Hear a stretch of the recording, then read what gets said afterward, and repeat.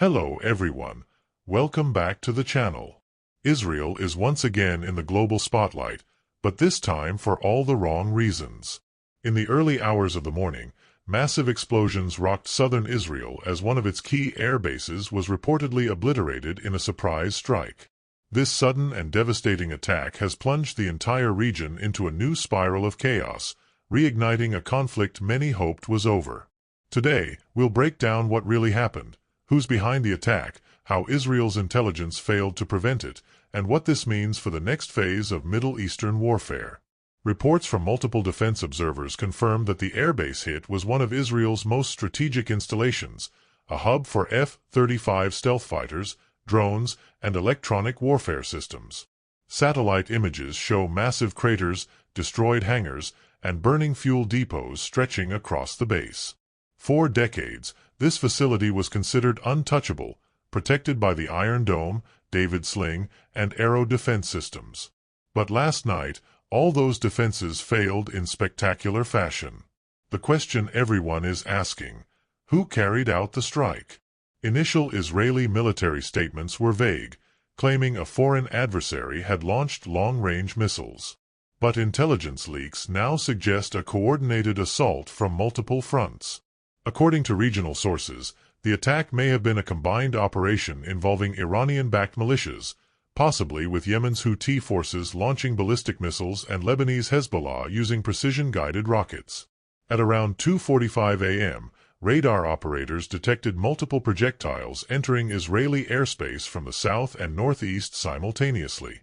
Within seconds, alarms blared across several southern cities, but it was already too late. The incoming wave included decoy drones designed to overwhelm Israeli radar, followed by high-velocity cruise missiles that penetrated deep into Israeli airspace. The impact was catastrophic. One missile reportedly struck the main aircraft shelter area where several F-35 jets were undergoing maintenance. Unconfirmed footage shows hangars engulfed in flames with secondary explosions suggesting that fuel tanks and weapon storage facilities were hit.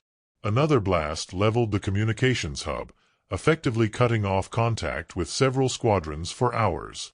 By dawn, smoke plumes were still visible from miles away. Firefighting units struggled to contain the blaze as Israeli emergency services reported dozens of casualties, including both pilots and ground technicians. The Israeli Air Force scrambled jets from nearby bases, but by the time they took off, the attackers had already vanished, leaving behind a scene of devastation that Israel hasn't seen in decades. Analysts say this strike was far more than just a tactical operation. It was a message. For months, tensions have been simmering between Israel and regional actors after renewed clashes. Just last week, Israeli jets conducted air raids on suspected Iranian arms depots near Damascus. Tehran vowed retaliation, but no one expected it to come this swiftly or with such precision. If Iranian-backed groups are indeed behind the assault, it demonstrates a major evolution in their capabilities. This operation was different. It was synchronized, multi-directional, and clearly aimed at disabling Israel's aerial superiority. Military experts now warn that this could mark the beginning of a new war. Israel's air bases are the cornerstone of its defense strategy. The destruction of even one key base severely limits its ability to respond to multiple threats at once. Within hours of the strike, the Prime Minister convened an emergency cabinet meeting, vowing severe consequences. The Israeli military has raised its alert level to maximum, activating reserve units. But critics within Israel are already asking tough questions. How did the country's billion-dollar defense network fail? Defense analysts say the attack exploited one of Israel's biggest vulnerabilities: over-reliance on static radar systems. The attackers likely studied the Iron Dome's radar coverage gaps, using low-flying drones and cruise missiles to slip past detection. Once the first wave of decoys hit and drew defensive fire, the real strike followed, targeting the base's most critical assets. This wasn't just luck. It was precision warfare. According to intercepted communications, the attack was planned for weeks. The missiles used may have been Iranian-made Quds, 3 or Pava variants, capable of flying low and using terrain masking. Hitting Israel's fortified air bases takes that capability to a new level. Inside Israel, the political reaction has been explosive. Opposition leaders are accusing the government of complacency. Protesters have already gathered in Tel Aviv demanding an investigation into the intelligence failure. Meanwhile, global powers are watching with alarm. The United States has condemned the attack and offered emergency support. However, Washington is also urging restraint, fearing that a massive Israeli retaliation could ignite a broader conflict. Russia and China, on the other hand, have called for de-escalation while quietly blaming regional policies for fueling instability.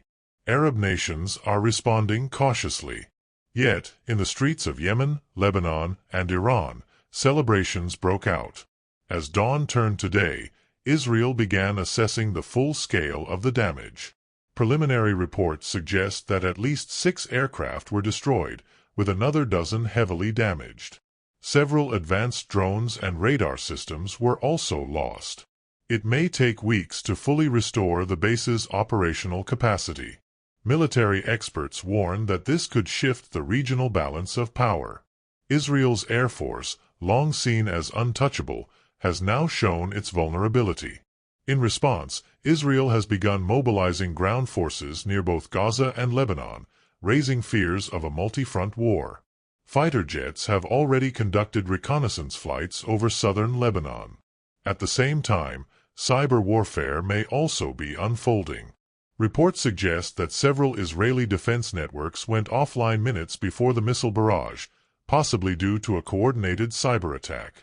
If confirmed, it would mean Israel's enemies have developed not only the physical weapons to strike its heartland, but also the digital tools to blind its defenses. Internationally, the United Nations Security Council has called for an emergency session. But on the ground, tensions are skyrocketing. If Israel retaliates, which it almost certainly will, the region could plunge into a full-scale war. For now, the world watches as Israel faces one of the most serious challenges to its military dominance in decades. The attack on its key air base isn't just a tactical loss. It's a psychological blow that exposes the limits of even the most advanced defense systems. It sends a clear message.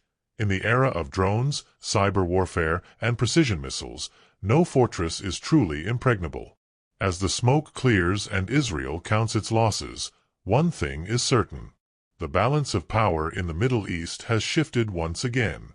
The next few days will determine whether this incident remains an isolated strike or becomes the spark that ignites the next great war in the region.